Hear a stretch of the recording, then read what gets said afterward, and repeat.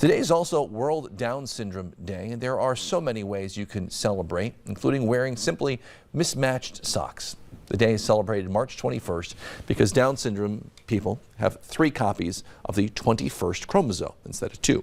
People wear mismatched socks because chromosomes look like paired socks, and this staining on them, the stripes, look like stripes. Some people even wear an extra sock to represent the extra chromosome that people with Down syndrome have.